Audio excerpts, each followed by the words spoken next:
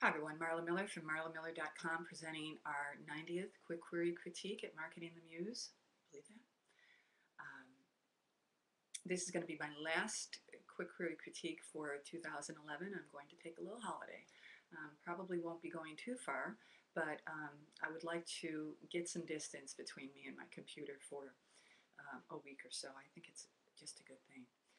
So I will read this query letter and wish you all a wonderful holiday season and a very healthy new year. As my mom used to say, when you have your health, you have everything you need. Okay, here we go. Dear Agent, through childhood into adolescence, Daryl's night terrors escalate until one night his dream physically catapults him into a world where school bullies and a missing dad are the least of his problems. Daryl has down-dreamed, slipping into another world in which he witnesses his father, a dark-hooded figure, commit ritual atrocities on other beings. Thus begins Daryl's quest to sort dream from reality and attempt to save the father he remembers, the one who exists in heart and memory, from what he may have already become. To do this, he must discover and utilize the ultimate means to annihilate the dark forces that threaten this strange, fantastical world as well as his own. The Sword of Dragonblood is a middle-grade adventure fantasy complete at approximately 53,000 words. This book will appeal to readers who enjoyed Inkheart by Cornelia Funk. I'm a member of the Society of Blank and the Blank Writers Guild. Per your policy, I've enclosed an SASE as well as sample chapters for your review. Thank you very much for your time and consideration. Sincerely. Okay, so we've got a middle grade adventure fantasy, and it is called The Sword of Dragon Blood.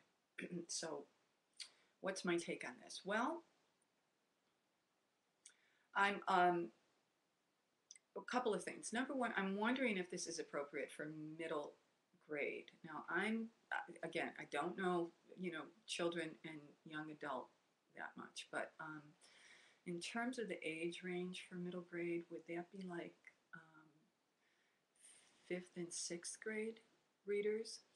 And so if that's the case, then I wonder if this novel, The Sword of Dragon Blood, is appropriate for that age group. I don't know, because you're the author, I'm not. But the one phrase that really concerned me in terms of middle grade is a dark hooded figure commit ritual atrocities on other beings. If that's his dad, and he says it's his dad in the down dream, I don't know if that's a little too raw for that age group. I don't know. So that would be one concern that I have. Another one is down dreaming. I'm assuming is also a term in fantasy.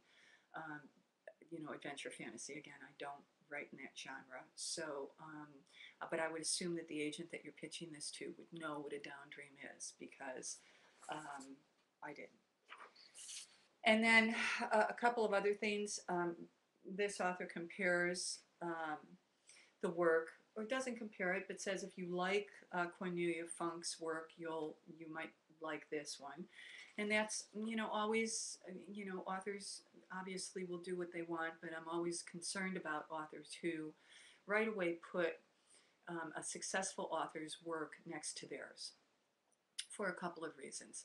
Number one is the obvious, that, a lot of writers will do that just to give a nice visual of of what the book might read like. But I Googled Inkheart just because, and Cornelia Funk, and I usually don't do this, because remember, these are quick query critiques, these aren't content.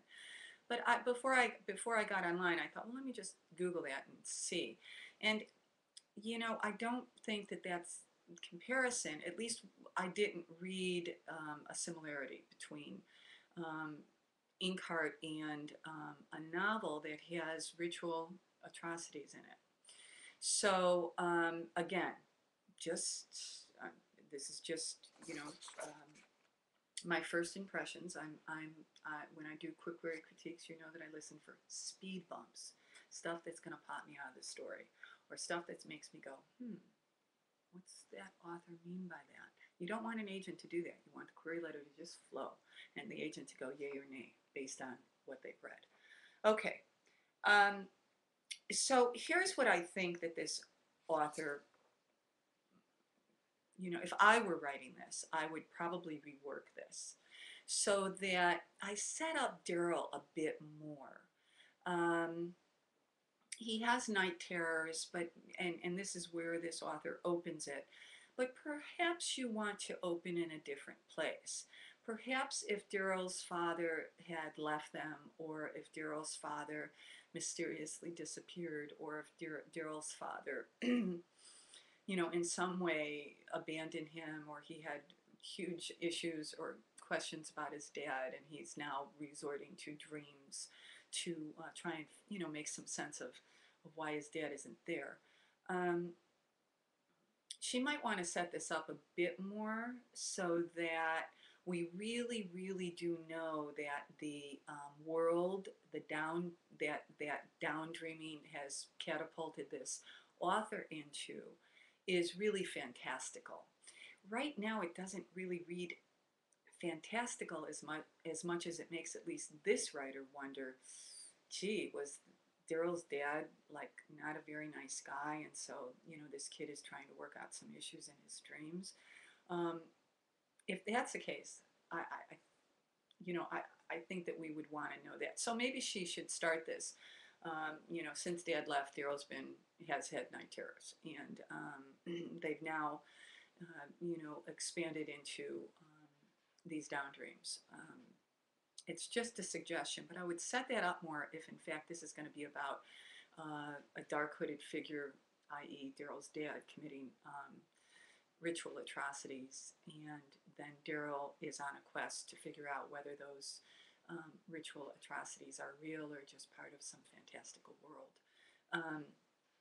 So I guess that for me, the issue here is that I'm not quite sure what the story arc is, and I think I'm not sure because for a long time Daryl's been having nightmares, and she opens it by saying through childhood into adolescence. So I think if I were this author, I would recraft this so that we kind of know the setup a bit more, so that if this is really going to a middle grade reader, which I think wouldn't it be 5th and 6th grade? I think 7th and 8th already goes into young adult, but I could be wrong. You might want to set this up more as a fantasy adventure, and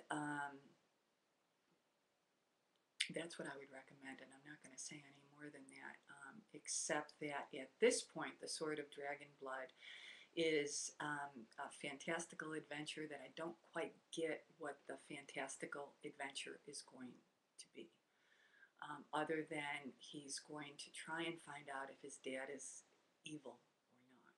And if that's it, I would be probably more apt to, open with that and then move into the fantasy world. I hope that this is helpful. Until the next time.